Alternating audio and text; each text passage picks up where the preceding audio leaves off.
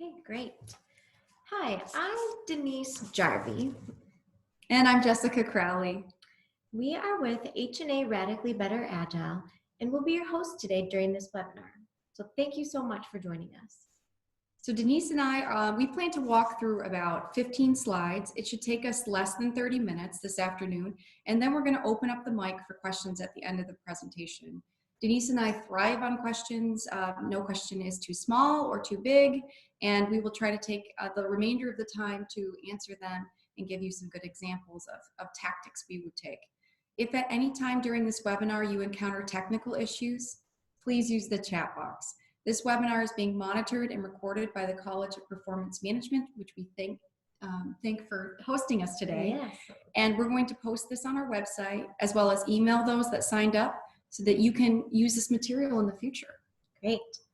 So Jessica and I are going to skip formally introducing our backgrounds, just so that we can make best use of our time.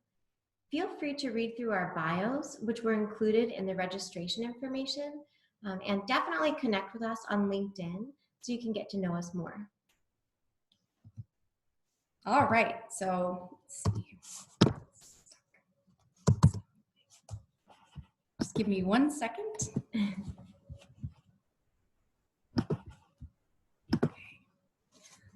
All right, so the first thing that I'm going to talk to you about is the learning objectives for this webinar. And I want to introduce how Denise and I started our journey to become change agents. I want to introduce the Agile Imposters Incorporated company. And we're going to use that company today to walk through the steps that we've taken to help organizations overcome Agile pitfalls. Yeah.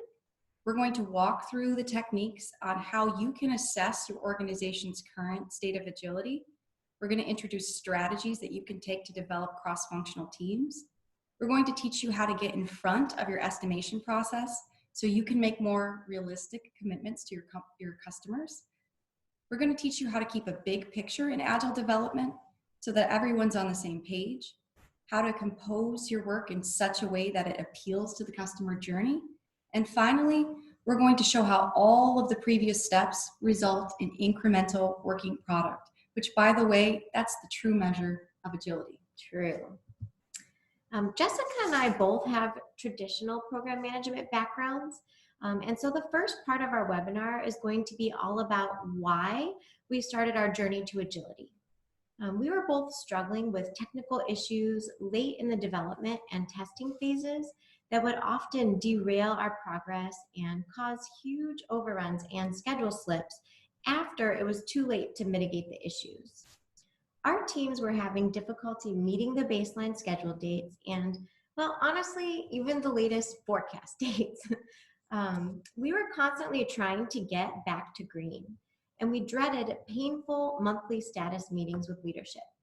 It was really difficult to respond to change without going through a very rigorous baseline change process that could take months. We found that traditional development techniques were really not the best way to manage complex, risky development efforts. When Denise and I first stepped into the role of Scrum Master, it was a big transition from program management.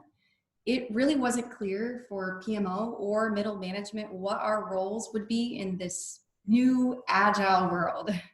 Because the teams were self-managing, we had to transition to empower, serve and lead, and collaborate with the teams that were doing the work. At first, we didn't have a lot of training, but we did have Scrum teams, and their expectation was that we were going to provide guidance during this transition to a new world. Yes, that is definitely true. And we didn't have a lot of training, but we read, we researched, and we tried a lot of different and new Agile techniques that we thought would be helpful. So some of them worked, some of them didn't, but over time, we began to see the benefits of Agile. And we started to understand that empowering the team didn't mean loss of job security or the demise of the PMO or middle management. Once we learned more, we realized that empowering, communicating, and having visibility was a very good thing. And we started to become change agents within our organization. Over time, Denise and I, we've been change agents for a lot of companies going through Agile transformations. We were able to bring the wealth of knowledge that we gained from going through a transformation ourselves to an interaction across so many different types of organizations. And having that level of variety has given us insight, a wealth of insight that we'd like to share with you today. Because of NDAs and privacy agreements, we can't reference specific company names today. However, we're going to share our learnings by telling a story about a fictitious jelly bean company. And it has very similar struggles to the organizations that we've helped. We've called this jelly bean fictitious company Agile Imposters Incorporated. Yes. So, okay, Jess. So let's talk about the jelly bean company. The company is 2 years into their Agile transformation. So they have several Scrum teams. They have identified their product owners and also their Scrum masters. They've invested in training, and they do have some access to Agile coaching. Their leadership talks about going Agile in their town hall meetings and boasts to their strategic business partners about developing better products. But their KPIs don't indicate real change, and they're not delivering incremental working product to their customers. They aren't really bringing anything faster to market, and they certainly aren't delivering under cost.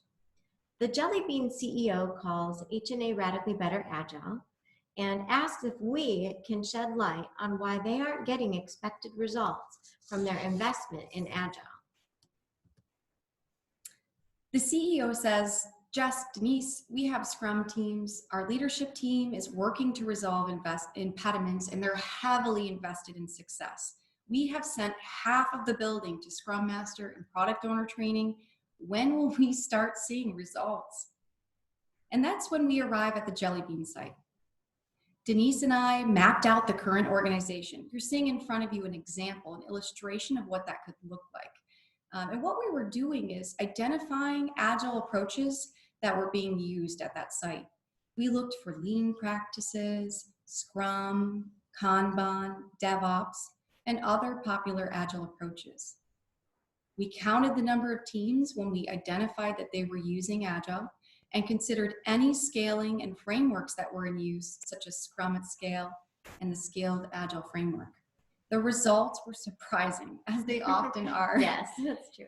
Large companies tend to have multiple frameworks in use, and they're very unaware of the presence of others.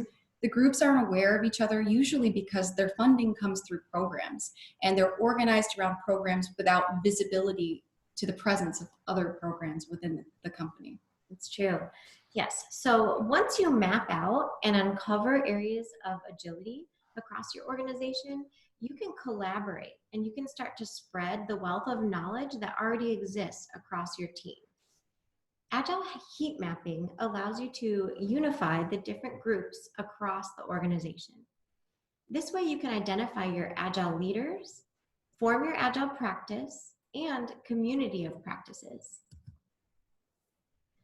Workflow visualization is an invaluable tool for identifying areas of waste and bottlenecks so that action can be taken to streamline your process and save time. Many of you who may have had Six Sigma training or experience in the past may be familiar with a technique called value stream mapping. That's exactly what this is, but with much less focus on the production process.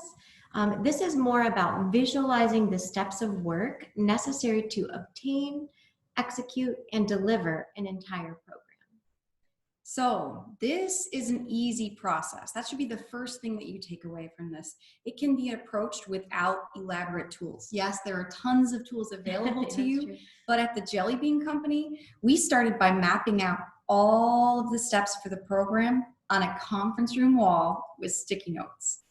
By identifying the steps and making them visible, you show handoffs, you show delays, you also have groundbreaking conversation like you've never had before about what it takes to get that entire product out the door. This lets you find easy wins. It lets you identify areas to improve the likelihood of success on your program.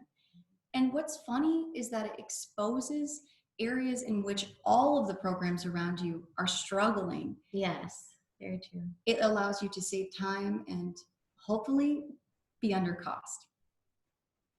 Let's do a little recap on what we've covered so far up to this slide. We've identified the people who are using Agile techniques. Denise and I at the Jelly Bean Company have identified the approaches that they're using to execute their work, the steps that they're taking to complete it, and now we're ready to look at the structure and the dedication of the teams. Great.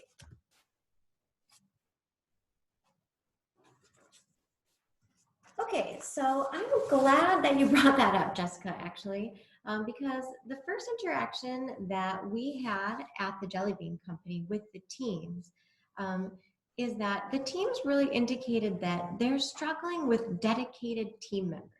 And honestly, we see this over and over at all of these different organizations. So at the Jelly Bean Company, we made a recommendation to the Agile leadership team that they work with management to get the team members at least 50% dedicated. It can be difficult to evenly split yourself between your original functional role and your new role. I agree. We have seen the most success when functional management and the product owner of the team are aligned and agree on what the most important things are for that team member to work on. If they don't share alignment, the team member is going to have to decipher for themselves what's truly important. And they run the risk of being less efficient at meeting any of their goals. So this is the reason why we recommend team members be at least 50% dedicated to the team, and that the product owner and the functional manager meet on an iterative basis so they can discuss priorities. When you're looking at this diagram, the right-hand side is what Denise and I have mapped out for the ideal state, the state that you want to get to. And the left-hand side was the current state. We went in and engaged the teams. Mm-hmm. You'll notice things like there's a cross-functional team there. Sure. However, not all of them are 50% dedicated. You'll notice there's a product owner and a scrum master there. Seems like a good thing. I mean, this is where most companies start. They don't magically have a scrum master. They don't magically have a product owner that just appeared out of nowhere. So typically these are people who are already in a development team role. And the problem with that is, that they're struggling with managing both two of those things. So Denise, sure. Yeah, I can expand on that a little bit. I mean, ideally, we would love to have a product owner that's 100% dedicated to a team and a scrum master that's 100% dedicated to a team. But typically, that's really not possible. The other thing that I would say to keep in mind is that the product owner and the scrum master roles are very different. In fact, they're entirely different animals. The roles are more effective if they are exclusive. If resources are an issue, the product owner and the scrum master can be split between two similar teams, like what Jessica was just describing. But having a product owner share a development team member role, that forces them to mix defining the scope or the what with the how. And it leads to a reduction in availability to get in front of the team and develop ready work and really be a good product owner. That's such a great point, Denise. The same can be said about the Scrum Master role. They're all about execution. They are responsible for helping the team practice good Scrum. They remove impediments, and they're also responsible for finding better ways of doing work. If they're a development team member, this can make it really hard for them to coach, to servant lead, and I've seen it lead to sensitivity among the team. I have to. That's true. The shared role can limit their ability to see that big picture, and that causes them to inadvertently overlook improvement opportunities. By keeping that scrum master and that product owner fully dedicated to that role, they get better and better and better at their job. Yes. And they're able to be more effective at leading teams to hyper-performing states, which is what you really want from those roles. True. Okay, so even when dedication issues get resolved, there can be other more fundamental problems where the team doesn't have the right people to be able to fulfill their vision. Jessica and I examined the team structure within these organizations to gain an understanding of their vision. And then we assess if they have the skills on the team to fulfill that vision.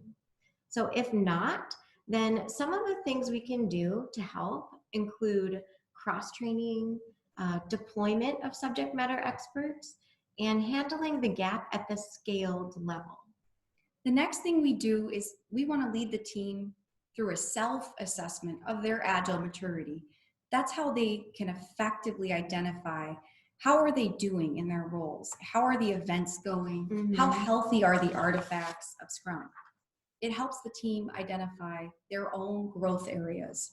It helps them connect with the desired outcomes. I can't tell you enough how many times they'll say they don't know what the desired future state is. Right. And this paints that picture for them. What exactly does a hyper-performing team look like? I don't know how many of you have ever been on a hyper-performing team, but it's electrifying. Maybe you've been on a sports team. Or military. Yeah, yes, maybe you've had battle buddies, and you've had that chance to really deeply connect and be passionate about showing up to work every day. And this lets that team know what that desired state looks like so they can work to become that and to really gel. And it lets them develop potential kaizens and serves as a starting point for measuring future growth. So how do you know that they're getting better? How do you know that the Scrum Master is coaching them and growing them? A great way to do that is through Agile maturity assessments. And there's plenty of examples of them available to you on the internet. Yeah, it's a really great tool. And the point that I like that you made, Jess, is you said that it's a self-assessment. So if you have an Agile coach there supporting, it's great if they can also assess, but it's very critical that the team assesses themselves. Absolutely, I can't agree more with that. So once we have stable cross-functional Scrum teams at the Jelly Bean place, we also need to ensure that we're getting in front of the estimation process of future work. Traditionally, individual contributors are not involved at all in the work estimation process. Let's talk about that. So typically, a functional manager would make an assessment of how many hours that they think it would take for their functional team to support future work.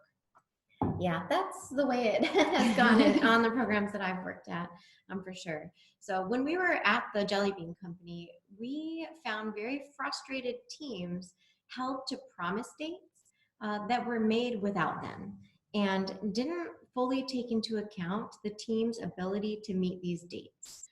The Scrum teams were functioning well, but were dealing with crippling date constraints. In other words, there's no way that they could complete the scope of work and hit the need by date with their current velocity. To get in front of the promise date, teams really need to be involved in the estimation. By using techniques such as relative sizing, teams can estimate brand new work in a short amount of time and consider factors other than hours. By ensuring a rich technical discussion, the team is able to predict how difficult a new piece of work is when they compare it to a completed piece of work. So in the jelly bean scenario, they needed to develop a new pineapple flavored jelly bean. We served as estimation facilitators. I can't say enough about that role. Yes. This can be a very challenging thing to do, and to have a facilitator who's comfortable and has done this type of sizing before, especially if you're doing this with larger chunks of work, it really helps ensure that, first of all, the right people are in the room, and that the people doing the work are aware of how they're going to go about large-scale estimating that work. So walking the team through the process of large-scale estimation ensured that we were all on the same page and that we deeply understood what it really means to be done with the work that we're estimating. We compared the effort of the new flavor of development against the effort of a new pink color. The Jelly Bean Company had developed a new pink color in the past, and by knowing what it took to be done on that new pink color, they're able to say if the new pineapple flavor is more or less difficult to do, if it requires things like more thought, more complexity, risks, unknowns, and if it has a lot of dependencies on it. Obviously, we can all look at this and say that to select a pink coloring is much easier than to design a new robust pineapple tasting jelly bean. So the team went through the process of working together to establish what is the definition of done and what are the standards that we expect ourselves to perform this work in the form of an acceptance criteria. Right, and we had all of the right people in the room. So, like you said before, the technical experts were there, and I think that oftentimes teams miss that. Absolutely. So when we conducted relative sizing, we didn't do any crazy math in front of the team at that point. The point was really to just get them to assess how much more difficult is it to do the pineapple flavoring versus the pink coloring. And when we did that, we went and did the math later by taking the actuals involved in developing that pink color and using simple mathematical calculations to be able to calculate what it will take to do the pineapple flavor. And what this gave us was duration and costs, right. So that we could use that for estimation purposes. Mm-hmm. Obviously, I know this is a simplistic example with jelly beans and pineapples, but with this type of concept, you can easily size a whole bunch of different pieces of scope in a relatively, timely manner. Yeah, Jessica and I have definitely done this at several different organizations, and it does work. This is a simple example, but large-scale estimation is a great tool. So let's move on to talk about no big picture. Okay. All right. So the Jelly Bean Company was not using product road mapping, and they were relying solely on the product backlog to give them an overall picture of past and future efforts. The problem was the teams were working, but the completed work didn't shed light on how they were performing to the overall customer milestone. It seemed like the definition of done was constantly being expanded. Leadership was concerned that the completed work did not have the necessary functionality or satisfy the customer desired outcomes. So we worked with the Jelly Bean Company to develop a product roadmap that included all of the scope necessary to meet the milestones and the promised delivery dates. We organized and prioritized work into releases based on customer need, and we made that roadmap highly visible so that everyone had insight into the high-level plan and releases. The product roadmap serves as the backbone of that backlog. So once we developed the roadmap, it was very easy for us to start to assemble and build that product backlog. It also gave us tremendous insight into the type of velocity, or as some of you may know, takt time. What type of velocity do we have to have in order to meet those milestones? Just up front, so we could see how realistic are these releases. Yeah, and a lot of times when we go into these organizations like the Jelly Bean Company, they don't have a big picture. Not everybody understands what is the vision and what are the high level goals or milestones that the teams are working to meet. So this really does help a lot. It helps align the teams. When the Jelly Bean Company started the Agile Transformation, they tended to have work organized in a phased, sequential nature. On the top right-hand side of this slide, you can see that we're moving from architecting in a very waterfall sequential way to the bottom left-hand side, where we are structuring work around that customer experience. And Denise is going to walk you through that customer journey. Sure. Yes, so to walk you through the customer journey on the slide, there are many techniques that you can use to split work out so that it's not waterfall in nature, but more of a vertical slice of scope. So I'll start on the left-hand side with the customer who experiences a state of awareness that our product exists. This can be done through advertisement. In this particular scenario, a little girl is on her iPad and she sees a jelly bean ad. The Jelly Bean Company created an epic to encompass this phase called marketing the new flavor. As the customer moves away from awareness to consideration, she goes to the store with friends and sees the product showcased in a prominent location. The Jelly Bean Company then created another epic to encompass this phase called prominent placement of product. The customer is still in the consideration phase and browses available candy options. This becomes another epic called enticing packaging. The customer examines different sizes of the product until they can find one that they can afford. This epic is category, size, and price. The customer enters the final phase of the customer journey and enjoys the candy. This turns into our Jelly Bean Company's final epics of flavor, size, color, and texture, which include development of the physical product. So hopefully the customer enjoyed the candy, will purchase more, and tell their friends. I love that example.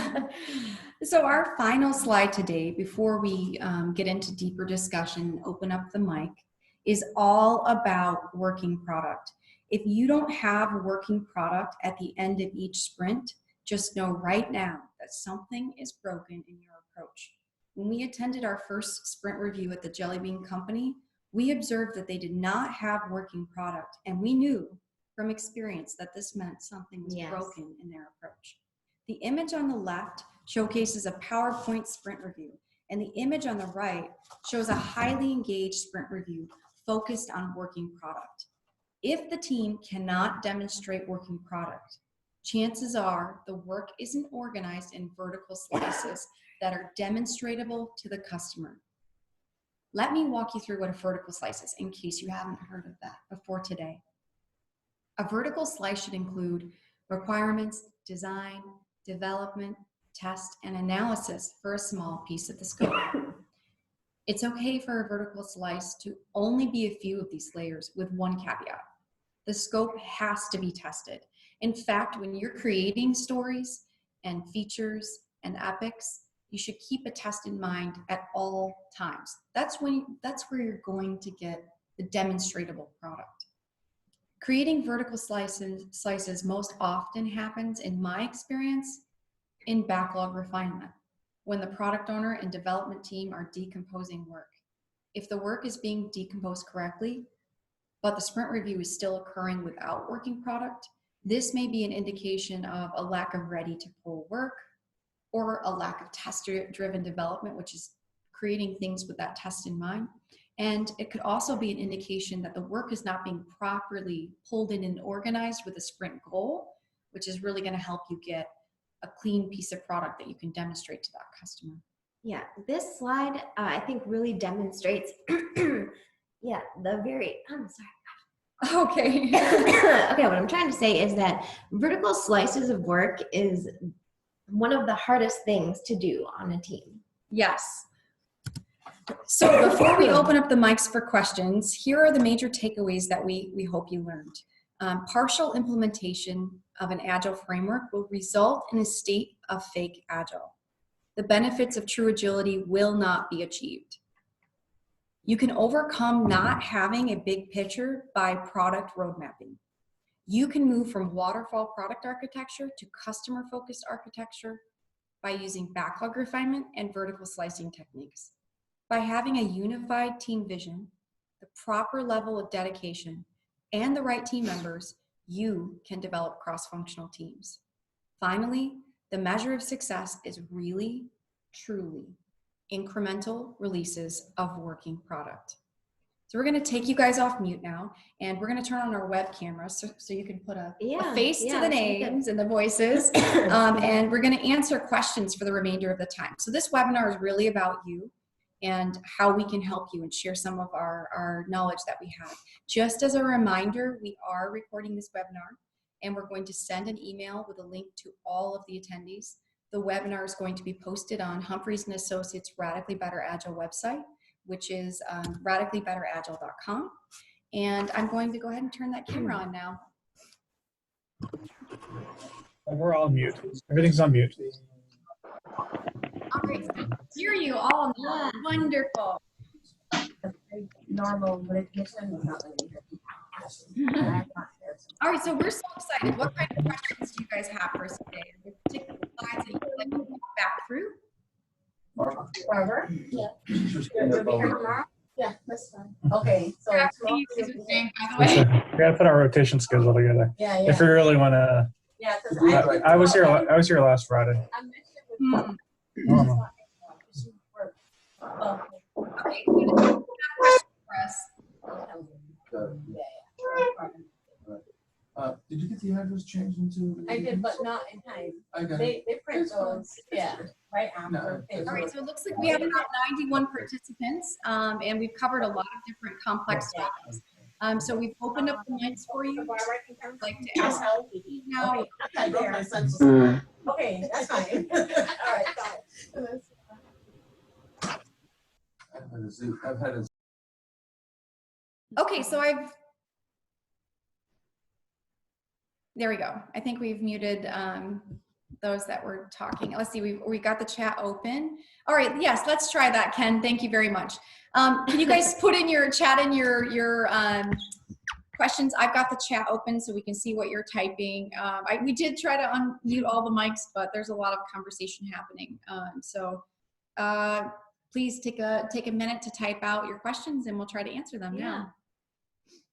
And it can be related to this presentation or other Agile questions you might have.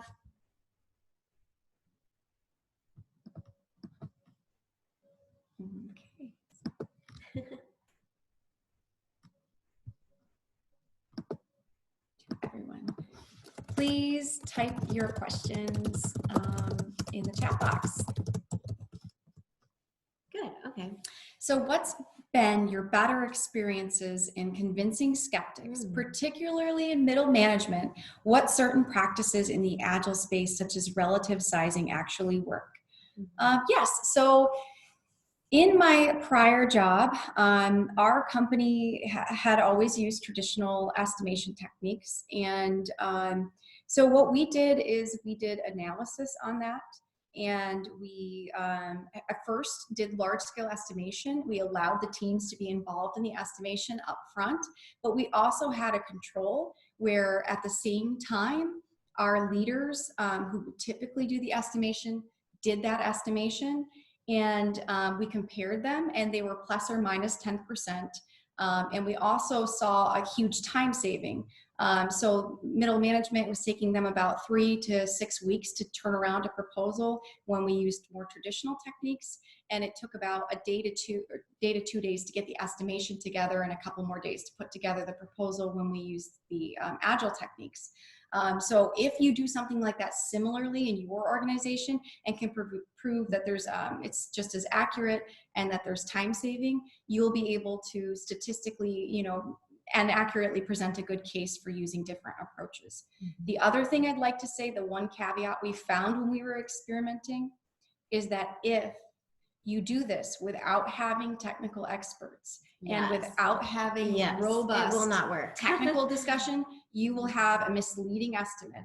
And so that's why I highly recommended when we were talking earlier that you get in front of your estimation process with facilitators who are skilled at making sure that the right people are in the room and the right types of conversation happen, so that you can, get that estimation and get it right the first time. You don't want to go down rabbit holes and try to figure out how you're going to do the work, but you definitely need to understand the full scope of what you're talking about. The other thing I'd say about that is that for our sales force and our sales team, they needed rapid proposals, and for us to spend months and months making really good proposals that we that we have these almost developing the product doesn't necessarily make sense if you're only getting half of those proposals that actually turn into something concrete in the future. So you need to have a very lean and agile way of getting up front of your estimation process. And what you're really doing is in the future protecting your brand image, because your customers can have better faith that you're going to be able to meet the need by dates and the promise dates that you're making to your customers. The other thing is somebody was asking about how do we convince the skeptics, and I would say that we mentioned in the slides a couple of times about actually producing working incremental product and demonstrating that you're getting something done during your sprints or iterations, that is how I think we really convince some of the skeptics of showing that working product and inviting people to the demos or the sprint reviews that we had. I think that really helped. So we just got a question from Michael. Can you discuss earned value in Agile? And oh boy, yes, we can. Sure. This may not apply to everyone on the phone, but one of the biggest reasons that I left my prior job to come and join Denise was out of sheer passion for those that are bound by traditional processes and those that feel they cannot actually be part of an agility movement and can't be part of that journey just because of regulations and compliance. And the company that trained me actually unlocked the door a lot for me by basically saying that being agile does not mean that you're not compliant. We believe that wholeheartedly. That's It very doesn't true. mean that. From testing to quality to insight, all of those things are important. And the cool thing about Agile is it's all about visibility, making work visible, to expose the problems that you're having in your organization. So your leaders, and that could be anyone at your organization who's an Agile leader, so that they can take positive action. And when you make your problems visible like that, you're actually giving your program management group and those that are responsible for interfacing, and presenting visibility. We might call them the translation layer. They're in between That's a good way the to say it. teams and the customer. It gives them an opportunity to help come up with innovative solutions so that they're not late and that they're not overspent. So what Denise and I have done is the first thing we did was create an Agile for Earned Value class. And what that was all about was taking your earned value experts and saying, look, guys, there is a place for you. There is a role for you. There is ways that instead of stamping on these teams and oppressing the 3-5-3, which we call the roles and the events and the artifacts of Scrum, that you can actually come alongside, get the data that you need from automated tools, live tools, and you can be part of helping them be agile instead of blocking agility. And we do often have to look at and investigate their processes and wean them out. But yeah, I want to stop you there, Jess, because one of the things that you said that is so important is that yes, earned value and the big picture and that oversight is very critical and important, but it doesn't have to change your Scrum teams. It doesn't have to change what you referred to as the 3-5-3. That's something that when you talk to Agilists and when you talk to people developing product, and maybe you started out with Agile in pockets, it's just a software team and then it's grown, or however you've implemented, the people on the teams get concerned that because they have to do earned value, they're going to have to change, or they won't be able to be as agile, or they see it as a blocker. And that's not true. It's really not.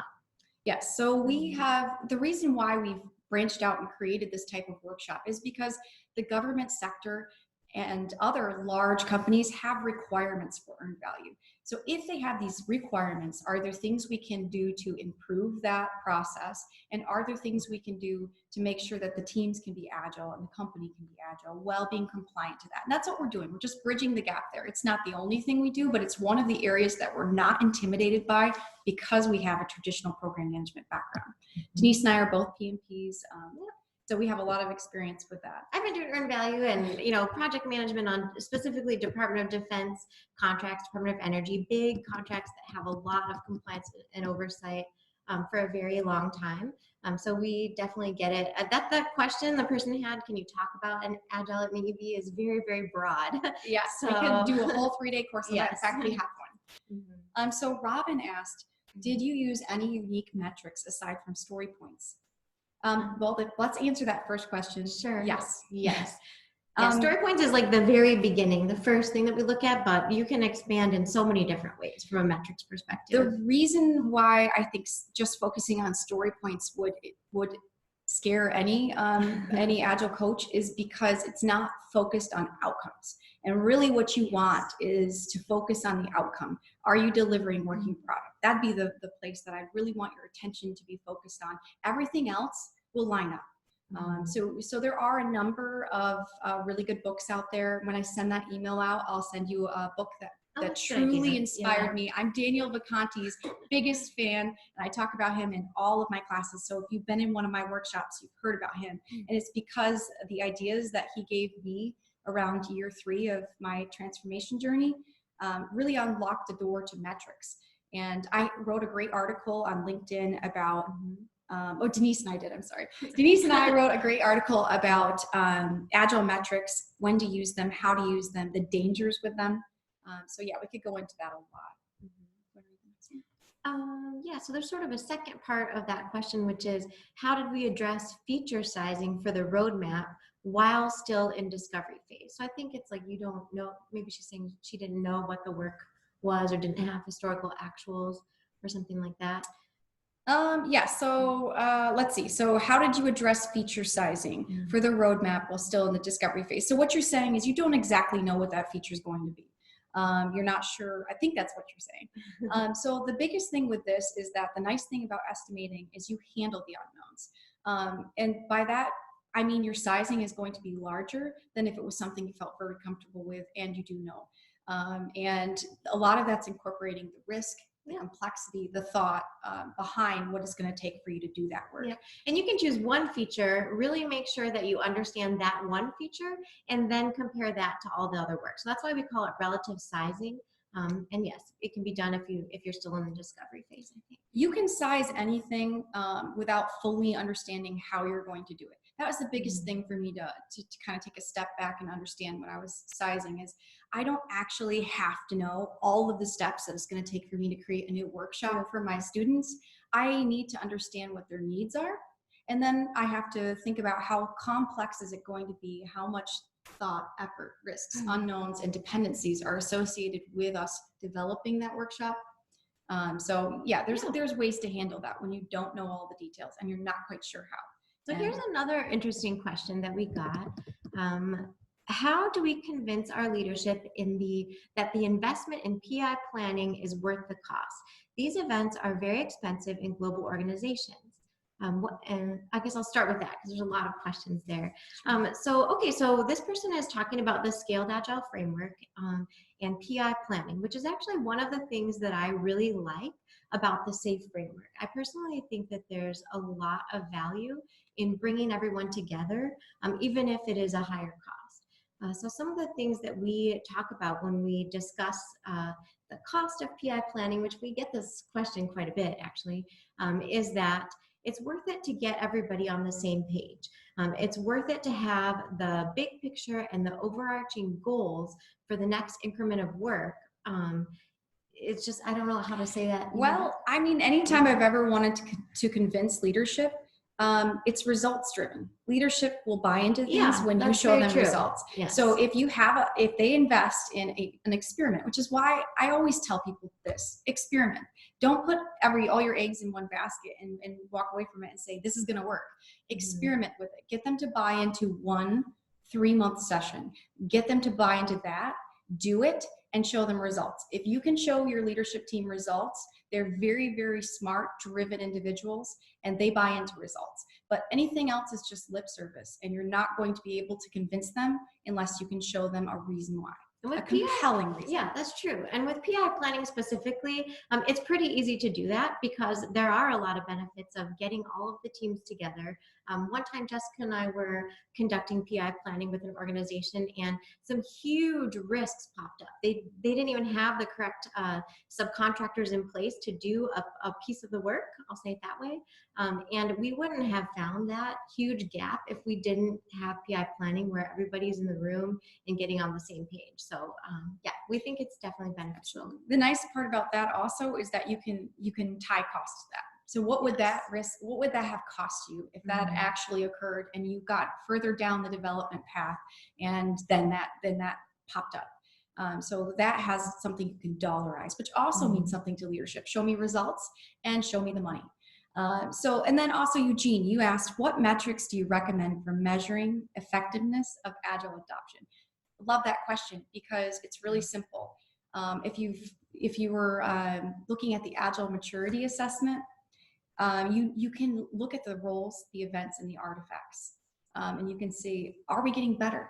If you do that maturity assessment up front, and as your teams develop, you take a pulse, like you're taking a pulse to see how well are we doing. Then you can see how Agile is spreading. And then the other thing is we also do heat mapping incrementally. So you heat map up front to see where is Agile being used. And when I say Agile, I'm talking about the broader sense. Like, are you using Kanban teams? Are you using Scrum teams? Have they started to scale yet? By keeping a pulse on that as a leader in your organization, you're going to be able to tell if Agile is being adopted. What is your experiencing in helping teams that develop physical, non-software type products? Oh, I love that. That's great. So, we're your girls. Yeah. Okay, so we definitely support teams that are not software or that are software and embedded, on hardware. So Jessica and I think that you can use Agile and Scrum on any type of product solution. So it's not just about software. There are definitely some nuances. A lot of nuances about the differences, for example, between a software team and a hardware team. Yes. So I think the biggest thing with a hardware team is I've heard people say to me, it's impossible to create a physical working piece of hardware in a short 2-week period. And I would say that this happened on a team, a hyper-performing team. We've seen it. And we were able to get something to market that would have normally taken our organization over a year in a matter of 3 months. And how did they do that? It's because what they were looking at is, we need to develop this product. What are the small little pieces we can do? And at first, yes, you said it right though. The small pieces of the product. When people think about hardware, they think about an entire weapon system or the whole thing, and they don't break it down into manageable chunks of work. And taking those little pieces and, like, let's say if you have temperature constraints. So getting a product that's resilient, that when you bring it to your test lab and you're putting it under extreme temperature ranges, you're testing those things out even while you're developing the total infrastructure, the framework that you're going to be fitting these pieces of hardware on. Doing things like that up front is lowering risks the entire time you're doing it. And it's giving you things that you can physically demonstrate to your product, to your customer, to get invaluable feedback. Yeah. That's what this is all about. It's about the feedback loop. Yeah, so it's like, what is the incremental product that you're trying to deliver each sprint? It could be that we passed this test, this is now can withstand the temperature testing that we did, and showing that could be your sprint goal, for example. The other thing is we use very innovative, everyone's getting them now, but like things like 3D printing. So while I'm waiting and I'm trying to compress and shorten my supplier framework, and I'm trying to get rapid prototyping suppliers available to my team, I'm also giving them things they can do right now to test out their ideas and fail fast. So I'm getting that 3D printer for them. I'm getting them access to tools like modeling, so they can test their ideas out. All of that's invaluable. That's how you approach hardware and try to make it a more agile approach. Okay, so let's see. We've got another question. All right, so we've got a question from Ken. I've seen many ways this has been done, but what are your experiences and what are your recommendations for teams handling multiple work streams? I've had that happen. Multiple products by a single team. Multiple products by a single team. So this is nothing unique. This happens all of the time to teams. Especially at the beginning. What needs to happen though, there's a deeper problem here, and that's prioritization. The prioritization of your products and constantly pushing new work into teams instead of letting them pull work is one issue that's happening here. But let's say that the teams have no control and you're a scrum master on one of these teams and you're trying to help them. The best thing that you can do is make a dedicated focus for your team. So maybe you're going to have 2 sprint goals, and you set aside specific days to limit context switching. So let's say on Monday and Tuesday, we're going to work on product 1. Wednesday, Thursday, and Friday, we're going to work on product 2. What you're doing there is you're saving them a lot of the whiplash. It's still going to occur. Yes. I remember on one of the teams that I had like that, at first it was like, there were like 10 different goals for one sprint, and they were all different products, and people were having trouble focusing. But once we started to really create good product goals or goals for that sprint, and making them very visible and talking about what work we were doing that day, and like she said, spending a certain amount of time on one thing and finishing it and then moving on to the next, even that can help. So visibility, strong, clear product goals, I think that's good. Right, and you're also bringing up the 3-5-3 I see here. So you've been taught the 3 roles, So Scrum Master, the 5 product, events, and the 3 yeah. artifacts. So yeah, like Denise just said, your product owner, your Scrum Master, your development team member. Those are your roles. That's your team. The events that they're doing. You have your sprint as a whole. You have the daily stand-up that you're doing, and sprint planning where you're getting ready to kick off an amazing sprint. You have your daily stand-up that you're doing all the way along that sprint. And then at the very end, you have your sprint review where you're demonstrating your working product and soliciting as much feedback as possible. And then you have your behind the door retrospective. So those are your 5 events. Right. And then we also talk about backlog refinement, which isn't technically included in the 5 events, but we think is so Crucial. incredibly important. Yes. So, and then your 3 artifacts. So this is where you're talking about your product backlog, which is all of the what. What's it going to take to finish your product? And then your sprint backlog, which is what are we committing to do in the next sprint? And then you're talking about the product increment, which is a collection of everything that you've done, in the last sprints to prepare to get something that you're going to release to that customer. So that's the 3-5-3. Yep. And I noticed you said the question that you asked us earlier was born out of a scenario where the organization can't afford additional Scrum team members. So that is, oh my goodness. We hear that every single time. Every single time we go into an organization, they say, we want to do that, but we already have a job. So we can't just be a Scrum Master, or we can't just be a product owner.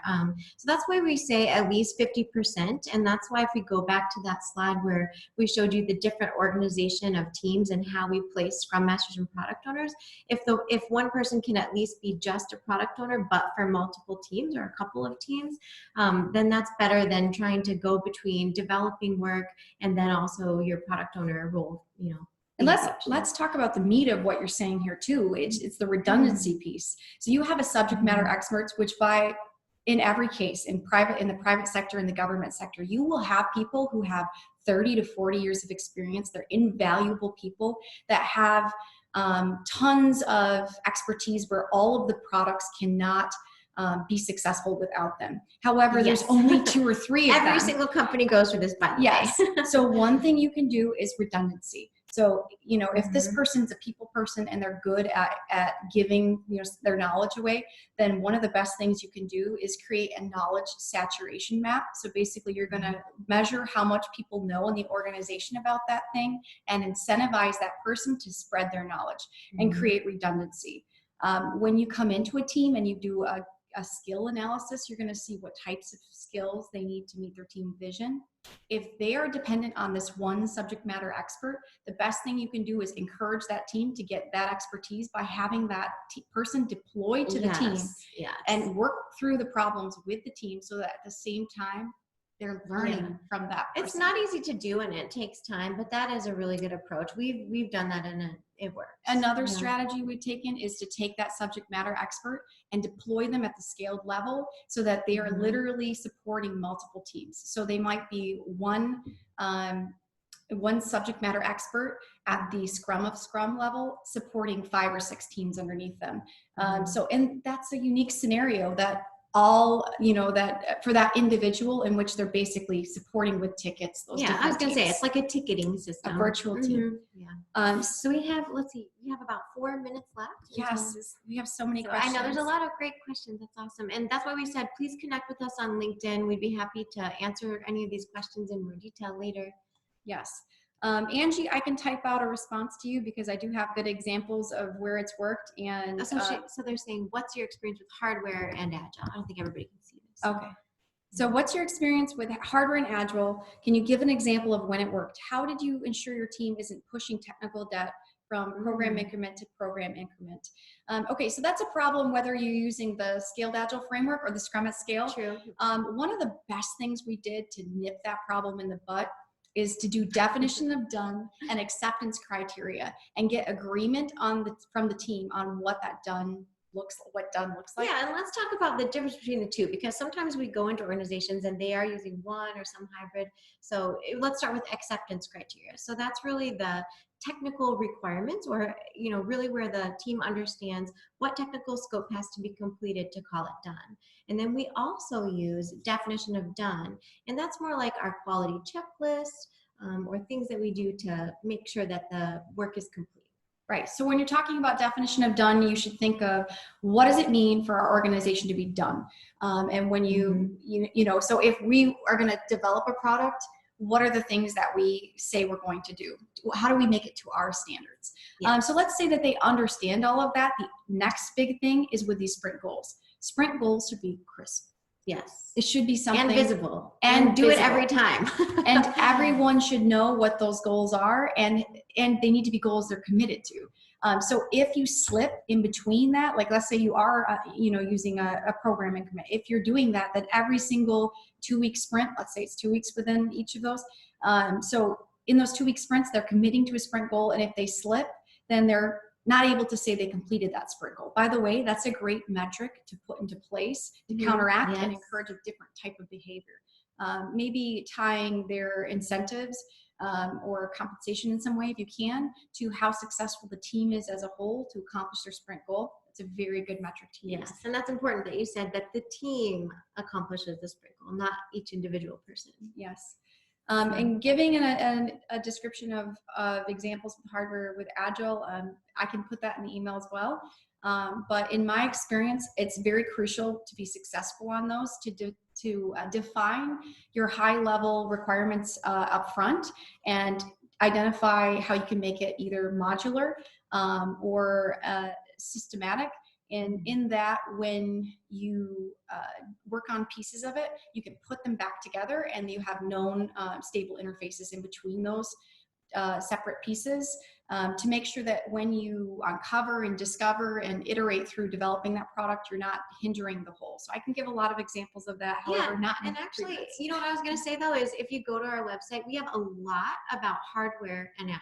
Yes. So the things that she was just describing in this last couple minutes, we have a lot of detailed content on our website about that, so you can check it out there too. Biggest thing with hardware development though is all about getting your product architecture correct. If you don't have it correct, you're going to have waterfall development. And the other thing is value stream mapping is invaluable for hardware development. All the steps that you have to take and then systematically identifying small changes that you can make along that way to compress it. That's what it's all about.